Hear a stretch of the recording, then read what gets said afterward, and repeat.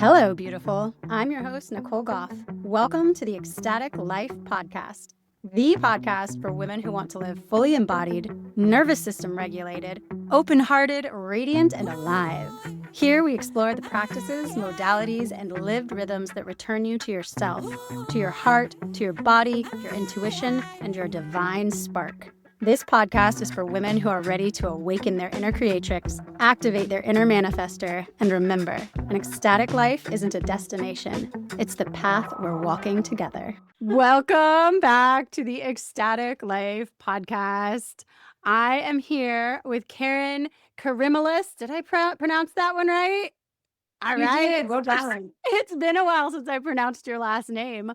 And we are actually here re-recording a bonus intro for our recording that we did a few weeks ago that the universe was just literally out to get. Like, first there was a fire, and then there was the wind. We need to start from the beginning. So over Christmas, I had the idea. Kerryn is a nature psychic. She communicates with animals, and this is the fourth time we have done a recording together.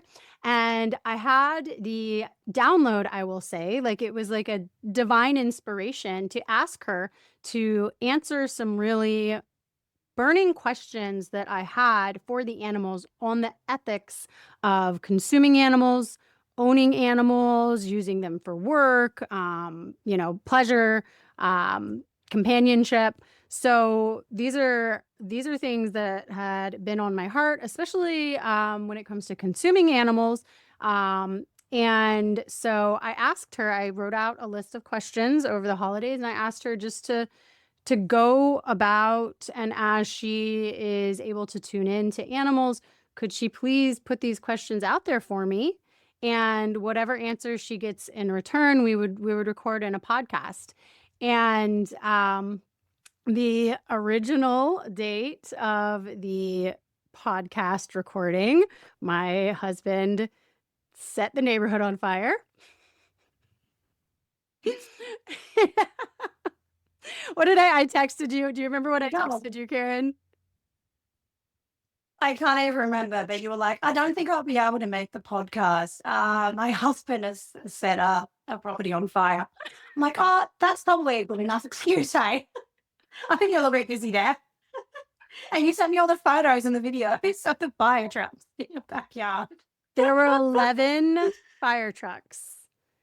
So I have to tell this story because this is actually an animal rights thing. My lake that we live on, every winter, there are duck hunters that come out here and just murder the wild ducks. Not only, they're cute little wild ducks. They're like little teeny guys too. They come out at like 6 o'clock in the morning, and they're out like a Monday morning. I'm like, don't you guys have jobs? And it lasts for 3 months.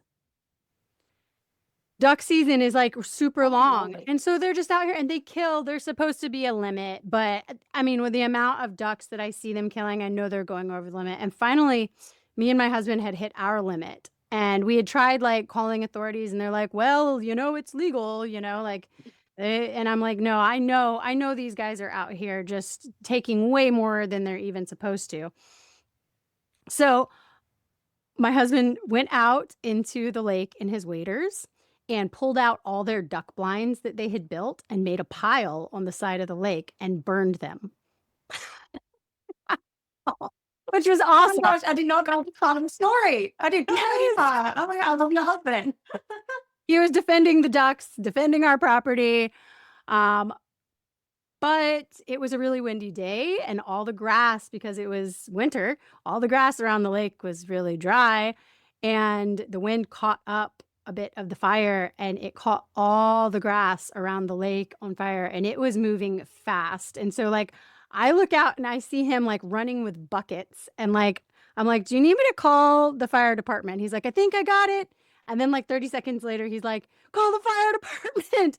It spread so fast and it went across our yard to two neighbors' yards and to the tree line and actually started catching the tree line on fire.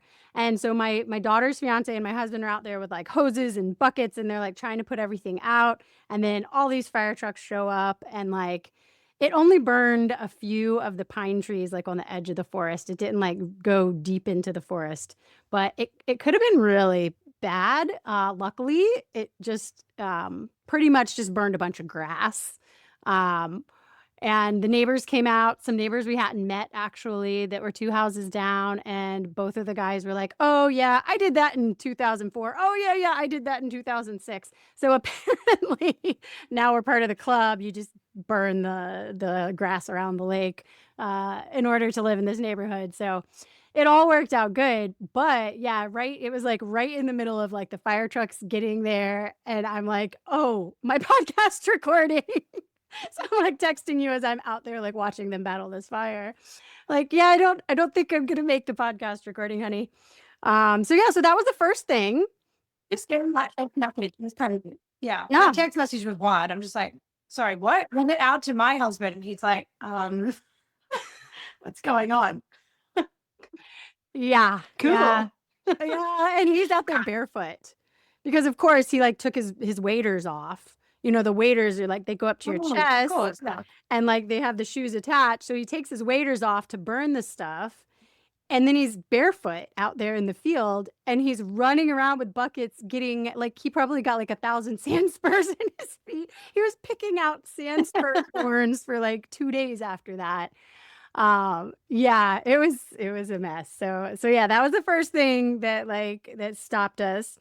And then when we got on the next weekend, you had a bad internet connection. It was really, really windy. And we're like, it's okay, it'll be fine. And then about halfway through, we lost your video completely. We lost part of your audio at the end. And it was so unfortunate too, because like you were well wearing the same outfit. You looked so gorgeous and it was so sunny and like well lit. And I was just like, oh my gosh, she looks like a goddess. And then it was like when I went back to like do the editing, I'm like, no, we lost like 2/3 of the video portion. And I was like, oh. So that was Not really for this. disappointing.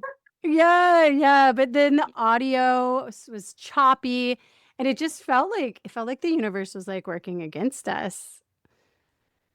Yeah, I don't know. It's nature as well. Like fire, winds. I'm like, I'm trying to get your message out. What do you want from me? I'm trying Yeah, to because tell people. in this episode, we're not just advocating for animals' rights, but we're advocating for all life on the planet. So, yeah, it did. Everything. Yeah. And then right before we got on to now we're on to re-record the parts that are missing in the questions. And you lost your notes where you had written down the answers from the animals.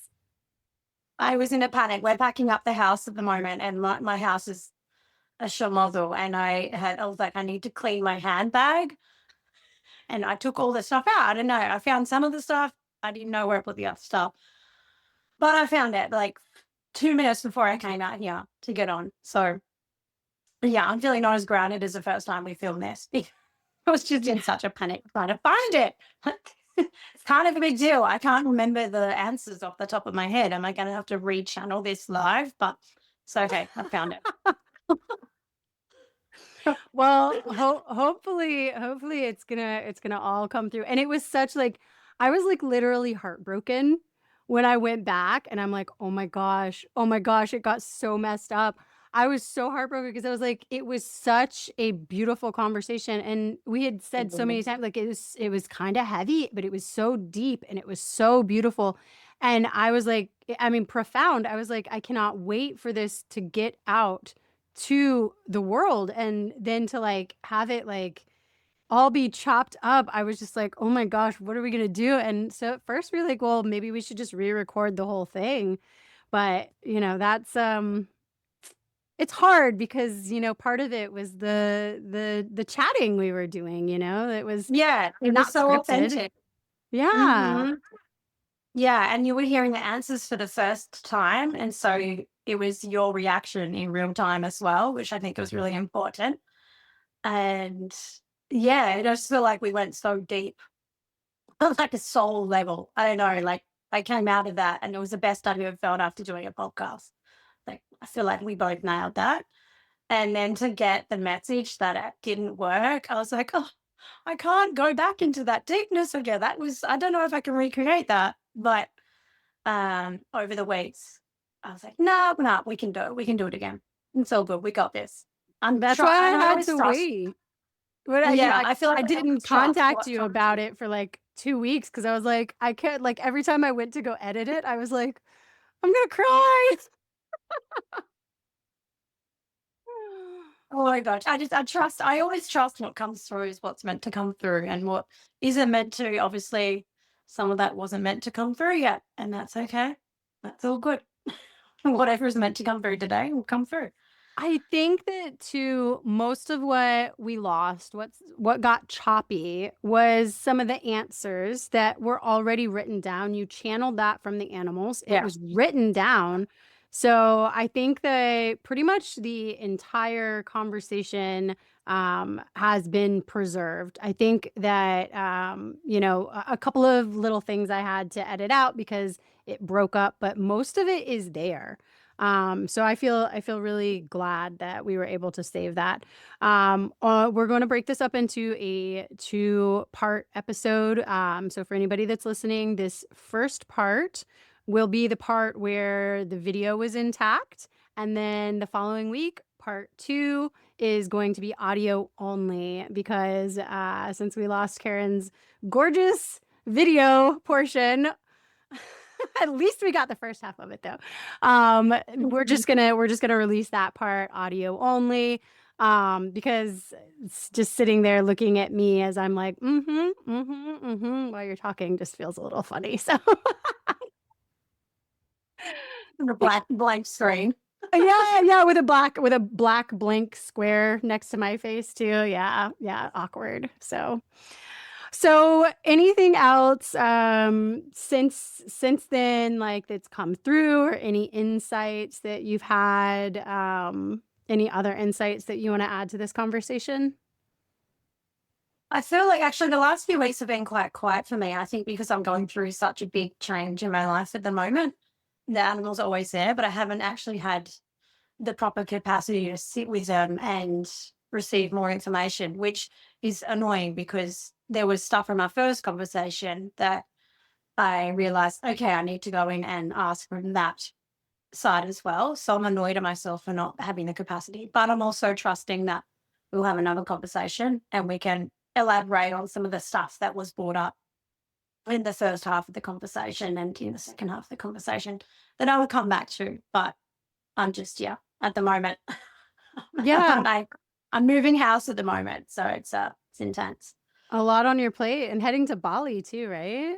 Yeah, yeah, yeah. And it's not, we're just not moving house. We're literally moving out and then we don't have a house to come back to. So it's pretty wild to be going into such a big unknown and just following the signs this year is such a like an adventure type year and a follow the sign type year. And so every day I've been getting signs from the animals, but it's in relation to the next chapter of my life versus uh, any bigger overarching messages from the animals that I needed to pass on at the moment. But I trust I will come back again and give more messages. Yeah, and yeah, it's probably important to focus on those signs too, because as you're like kind of leaving your future up to the universe, like, oh, it sounds so exciting to me. I would absolutely adore to live like that, like mostly full time, but my husband is such a homebody, and that would scare him so much. 100%. I think it scares my husband too. And it's taken a long time for us to get to the stage where we're even doing it. Like I had the vision to sell our house almost 2 years ago now. And then it took about a year or less than a year to get my husband to the stage of selling the house. And then it's taken us another year to sell the house. And so he's had a lot of time to get used to it. And, but it was really scary. Like it's always been really scary to both of us, I think. And yeah, we are both homebodies. We do love having our base. And I think we're really excited to get out of this house because this house hasn't really felt uh, like I love our house and I'm so appreciative and grateful for everything here and all the animals are here. I'm going to miss all the animals, the wild animals that are here. But when you're in a house and you're like, oh, you can take a deep breath and relax into it. I've never really felt that here unless I'm outside with the animals and with my feet on the ground. I've never felt it in my actual house. And so I think the next chapter, whatever it is, when we're really staying open to whatever is meant to come through, yeah, is really about finding our home and finding the true like community that we're meant to be in and being able to put down roots. Like I think my whole life, it's been a whole thing for me my whole life. I've always moved from place to place. I've never been able to put down roots. And so I think that's going to be, I have to completely let go of all of the roots, completely unground myself. And then finally, maybe, but now I'm 36, I will finally be able to put down some roots maybe this year, next year. I don't know. Who knows? We're seeing what we want to see what's happening.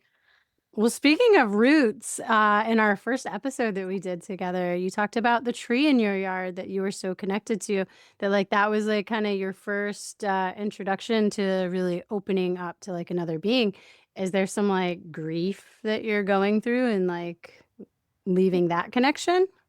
It's actually quite funny because last year, when we first put the house up for sale, I did feel a lot of grief around leaving my tree.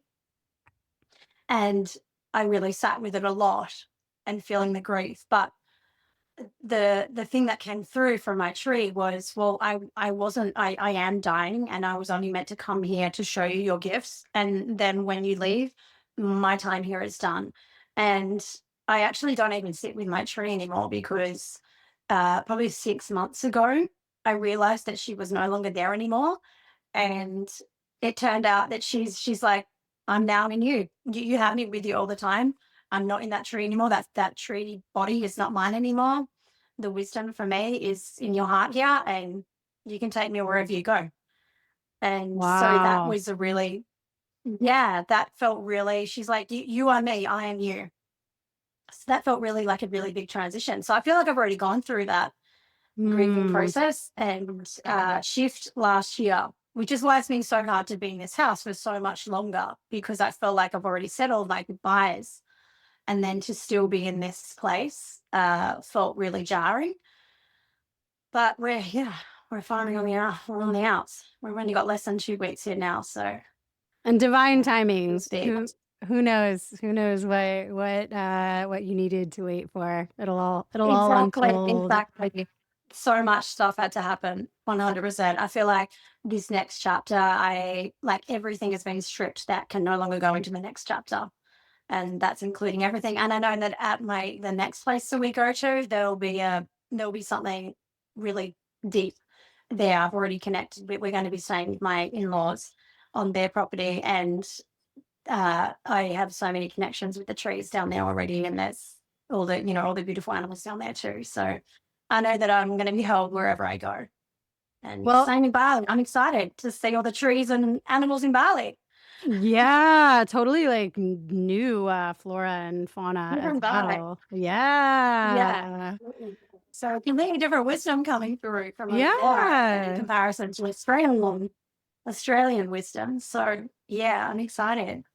Yeah. Well, and plug too, if somebody's listening and they haven't listened to that first episode, which is titled Psychic Parenting, go back and listen to that one because that one, and that was one of the like top listened to podcasts that I've ever done too. So yeah, that's a good one. So if you're listening now and you haven't caught that one, that's way back like a whole year ago. Go back and listen to that one. Back in my earlier on the beginning of the podcast, right? It was a lifetime ago. I know. Oh my gosh. Well, so one thing that's changed for me since that conversation, I know, and we talked about how I struggle with the ethics of consuming animals, and that it's always been a big thing for me, and going back and forth. And with my health and, feeling when I've had bouts where I am a vegetarian that my health wasn't as good. But actually, since our conversation, I have really pulled away from eating meat. And I've even been having some conversations with the kids about it. Um, but except, I guess, fish, um, which again, like, my friend says people have face biases because if something, the less it looks like you, the more we're like okay with eating it. And I know a fish has the same will to live, and all of this is as a cow, but yeah, that we have these face biases, which understandably something with the big beautiful eyes and all that. But and it's not so much about that, but about the ethics around the way the animals are raised and the way that they are killed and on and on. And we get really into the conversation that we're about to open up. But yeah, I have started to pull away since that conversation. So that is a change in my life too. That's amazing. Yeah. That's amazing. That's really awesome to hear, Nicole. And like, again, you don't have to be perfect. I think we talk about that a lot. It isn't about cutting everything out, but just being more aware of how your food got to your plate and, thinking about it from every perspective. I think us humans, I mean, I know we like to humanize a lot of things, but being such a compassionate person, I always, if I think of what an animal goes through and I see them in pain, I put myself in that position and I feel that pain in my body, deep in my body. And I don't think there's anything wrong with doing that. I used to think that I was too sensitive and how am I meant to live in this world when I'm so sensitive to everything around me and just picturing myself if I was going through something like that. But I think over the last couple of years, especially, I've realized that that truly is such a superpower to be able to put ourselves into other beings' shoes and be like, okay, if I was in that position, what would what would I want others to do for me? And the least we can do is just to be more considerate of all of the other beings in on Earth that we're inhabiting with, and also how our actions affect others. Um, Hmm. Yeah, and yeah, and that. especially instilling that in our kids. Yep. And that was kind of, the ultimate conclusion, because as I said in the original recording, that sometimes I feel so overwhelmed and helpless. Like, what can I do? There's so many things in the world that are so wrong and so devastating and so tragic that sometimes I'm just like, well, who cares? Like, you can't make that much of a difference anyways. And that's not the right way to be, because you are voting with your dollar. And so if I'm buying something that is supporting factory farming, well, then I am therefore saying that that is okay to treat those animals that way. And so, yeah, I'm doing kind of an overhaul in that area. So yeah, that was I inspiring. And a love lot of that. it was, the answers that I got, from the animals. So, Yeah, I love that. It is really empowering to know that we can do something. And I always think if we were in that situation, if we had been bred for the consumption of animals and we were being mistreated or anything, like I would want somebody to do something for me because I'm just one person. But if you can just save one animal for the year, great. You've done enough. Like you're doing as much as you can with what you have. And we can get so down on ourselves about how we're not doing enough all of the time. But you've got to be kind and compassionate towards yourself as well and your situation. It's not just you. You've got to work with your family and your friends and the place you live in, how much money you make. And I think in Western civilization, we are so privileged. You hear it all the time. Oh, vegans are so privileged, blah, blah, blah. But fruit and veggies and seeds and nuts and whatever, they're like some of the cheapest foods you can get in comparison to when you look at the prices of meat at the moment. Not that I look at the prices of meat at the moment, but they're quite like they look like they're so expensive. I actually am like, how are people affording to eat meat every single day of their lives? It's quite expensive as well in comparison to making like a really wholesome vegetable dish. And there's so much you can do with vegetables. I think once I started realizing, like I really found my way with cooking and making vegetables the main dish rather than the side dish. You can do so much with herbs and spices. You don't have to sacrifice anything when it comes to just eating these types of foods. And I think when I first went vegan, that was really my main priority, was trying to make the the meals that I loved as a animal eater, and making a vegan version, which is actually far more healthier, far more cost effective, and made me feel better on a soul level as well. So, and taking that to all of my meat eater friends, that's kind of that's my way, that's my activism, where really is cooking for other people, because I love to cook and I put so much love and intention into my cooking, and it's just showing people that what the possibility is. If I can get somebody to change one meal a week, so they have take the animals out their plates for one meal a week, like my job's done. I've planted the seed. And yeah, I think it's just really hard growing up as well. We are so conditioned to believe that we have to have these things, and you will struggle if you don't. But then also there's this conflicting thing of, you have to eat your veggies to be big and strong. And it's kind of conflicting, but then you try to cut out and just only eat vegetables, and then you're a crazy person. Yet that was drilled into us as kids.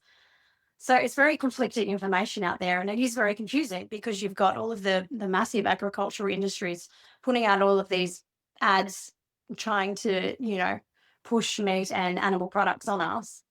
But then if you actually look at the research, there's also so much amazing research around how healthy people can be when they have a predominantly plant-based diet. And that's not to say you have to cut out everything. But there are studies out that are showing how a predominantly plant-based diet that isn't so much meat focused and dairy focused is so much better for our health in the long term. So It can yeah, get so gotta do what we gotta confusing. do. Yeah, and I know we touched on this So in the confusing. conversation too, but I have friends on the full spectrum. That I have friends who are fruitarian, like mostly fruitarian like diet, and raw vegan, mostly fruit forward diet. And then on the completely opposite spectrum, I have friends that are carnivore diet. And both claim that it is like healed all kinds of chronic conditions, and, that they feel better than they've ever felt in their whole life. And, both claim that one or the other actually aggravates all of these autoimmune and other chronic conditions they have. And so it's like, it's so confusing, because you'll see that all over the internet too. There's so people in completely opposite camps saying the exact same things, like having the exact same outcomes. And so, part of me wonders, is it different chemical makeup of people? I can't deny that. So my best friend, and I grew up with her since we were kids. She's had an autoimmune problem her entire life, as long as I've known her. And she switched over to keto, and then from keto switched to full carnivore, and it's improved her symptoms a ton. And so I've seen this over the last probably 4 or 5 years as she's gone through this journey. And I see what happens when she eats vegetables. It's crazy. Like she immediately breaks out and gets inflamed unless she eats fermented vegetables.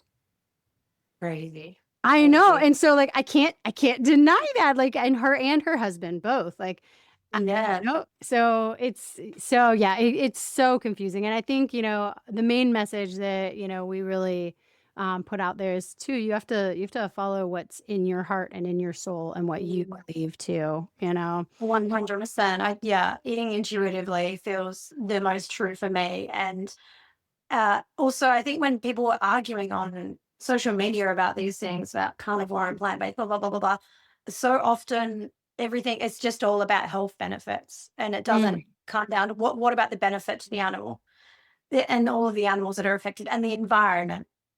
And I think that's something that kind of gets forgotten about when, especially carnivores, are speaking about, well, this is so much better for my health.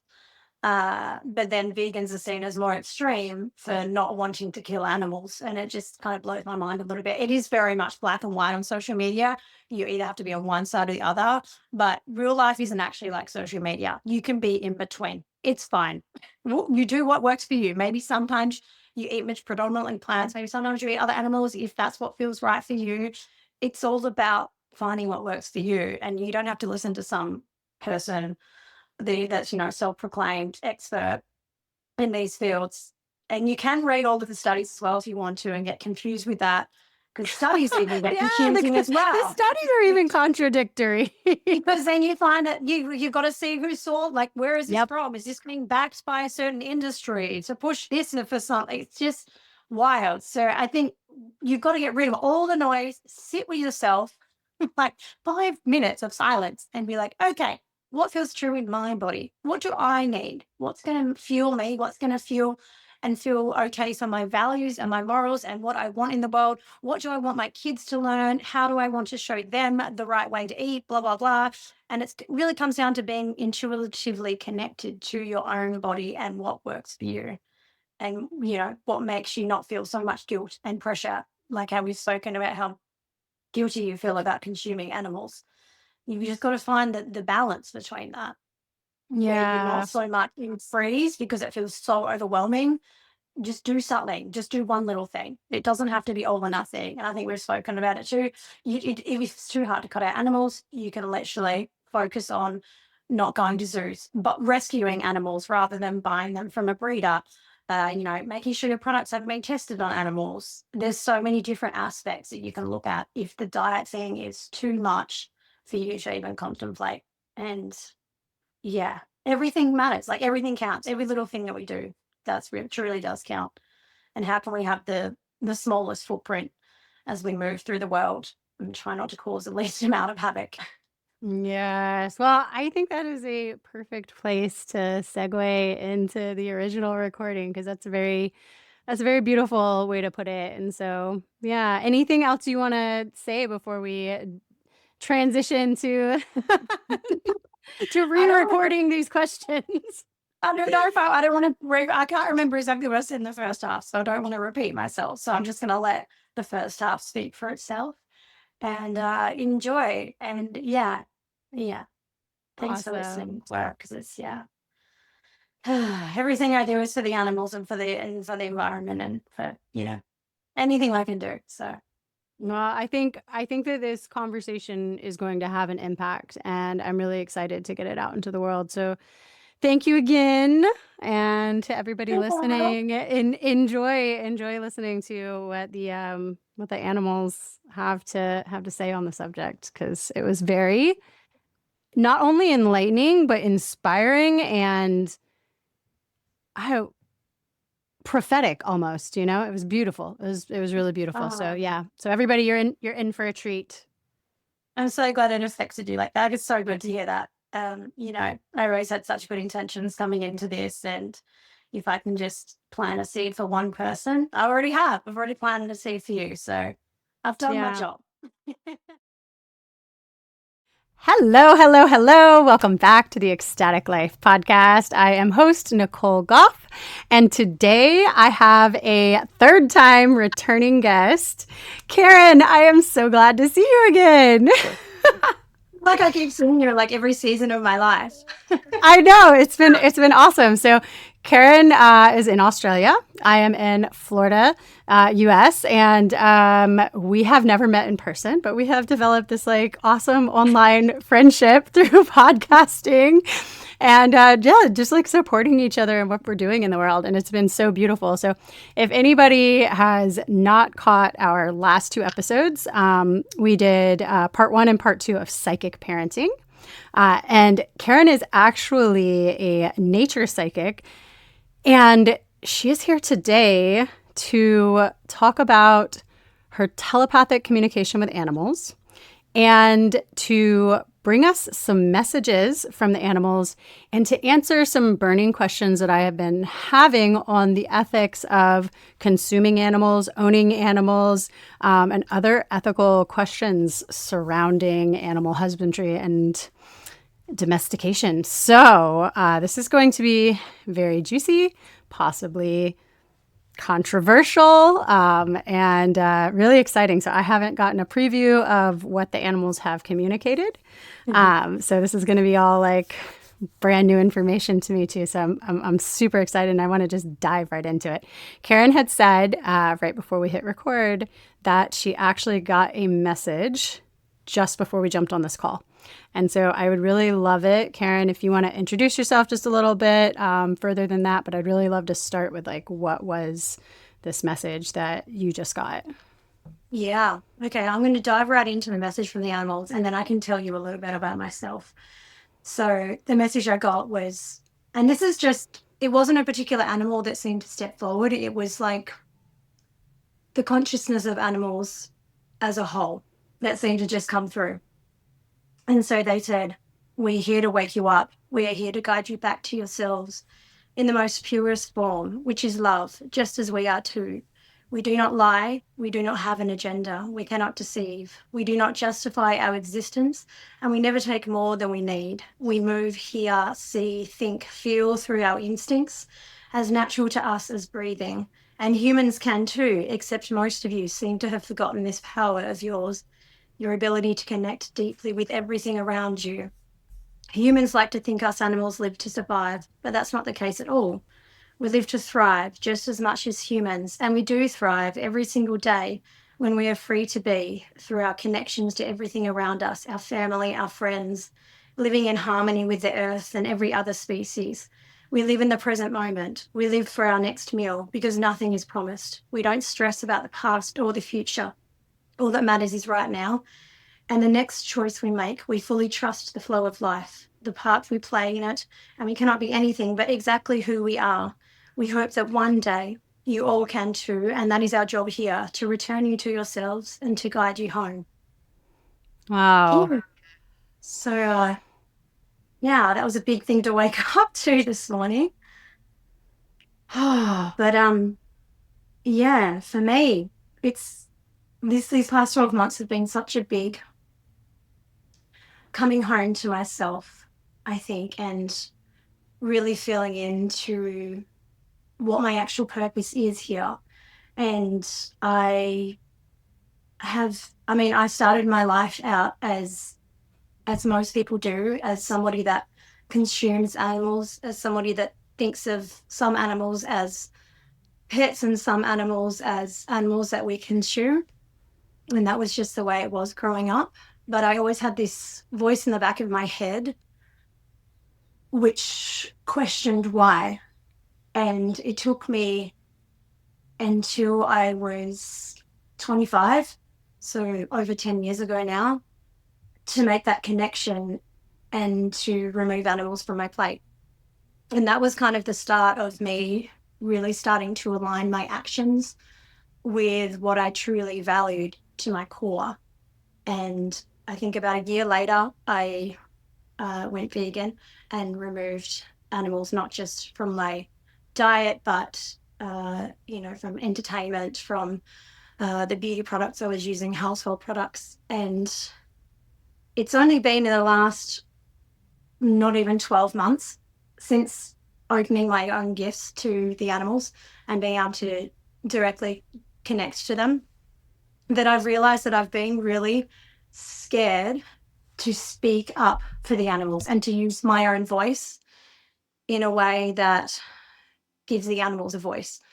And I find it a lot harder to speak my truth more than aligning my actions. And so the last few months, the animals have been coming through to me about that I need to not just not use and abuse them, but I need to use my voice to speak up for them too. So it feels really scary coming on here and speaking publicly about my experiences.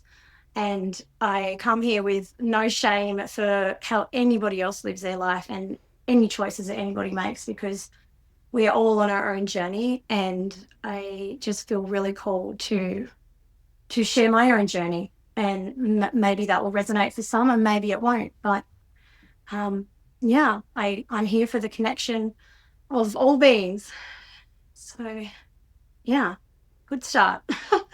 Yeah, and thank you so much for being vulnerable and open to coming on, because I know you just recently started talking about this on social media, and I know that was kind of the first thing you said when you came out.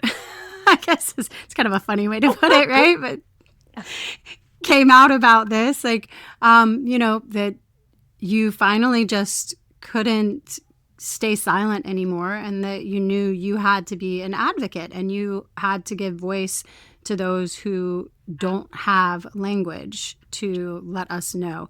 And I think you said since then you had been getting a lot of messages, and that could be overwhelming sometimes because, as just one single person, a lot of times we are very limited in what we can actually do to prevent the abuses that are happening. Yeah, 100%. And it can feel so overwhelming. And I think it took me so long to even get to the point of considering removing animals from my diet, because it feels like such a big thing and you can feel really, really powerless in it.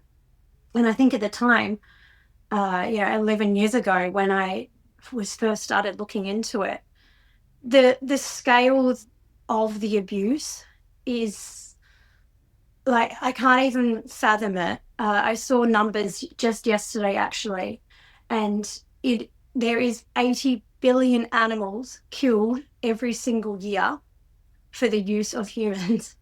Every year. In comparison, the amount of people that have ever lived is 115 billion people. So we are killing, it takes us in a year and a half to kill the same amount of animals that there has ever been of humans. And when you hear a number like that, it can feel like, what difference can I make? But I like to think of it from the perspective of, if you have, I don't know, you go to a farm and there's 10 cows there, and just from you choosing not to eat animals, one of those cows gets to go free and be safe. Like, if I can just save one animal, like, I've done enough. I've done what I can for me. And I think there's a power in knowing that, you might not be able to save the world by being more conscientious of how your actions are affecting animals. But to one animal, you are giving them the world by being able to let them be free and live their life and be happy, just like we all deserve to live a free, happy life. And for me, it's just about letting animals have that same, like, have that they have the ability to do that too. Why do we humans put ourselves above animals? And there's so much comes out about vegans being higher than, and looking down on others. But for me personally, being vegan is me seeing myself on the same level as everybody else, as every human, as every animal. I see us all as being on the same plane, and we all have the right to have a happy, free life. And that's all it comes down to, really. Yeah. Yeah, and I just finished a book called Braiding Sweetgrass. Have you read that by chance? No, I haven't. It's about a Native American author's experience. She's also an ecologist and learning from the plants mainly. But she brings up something that I find to be a really beautiful reframe. And that is that in her culture, you see everything as a person. So, not just human persons, not just animal persons, but plant persons, water persons, Yeah. and everybody, everything, as we would say in English, we other, everything. We deny personhood of anything else that is not a human, right? But in her language, everything, again, and now I'm conscious of this language, right? is included with their own personhood. You know, it's a completely different way of speaking about the world. And it's a lot harder to kill something, pollute something, you know, degrade something when it has personhood.